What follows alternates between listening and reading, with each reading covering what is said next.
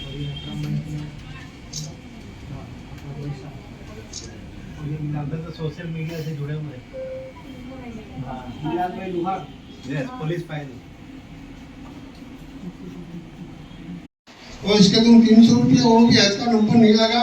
5 साल से फॉर्म भरते हैं, कोई 4 साल से भरता है, कोई 10 साल से फॉर्म, उसका पैसा तुम लेते हो, पैसा कौन लेता है वो?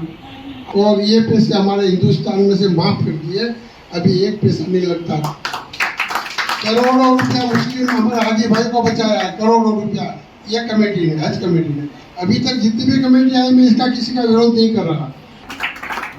और मैं चैलेंज देता हूँ, जब भी अगर कोई कह दे दाखिला कि इन्होंने खाया है तो आपका चंपल लेके मेरे गाल। टाटा मेमोरियल हो या कोकिला बहन हो मुंबई का, वो भी आपको 25% एलोपैथिक में, जेनरिक में नहीं, सारी दवाओं पर 25%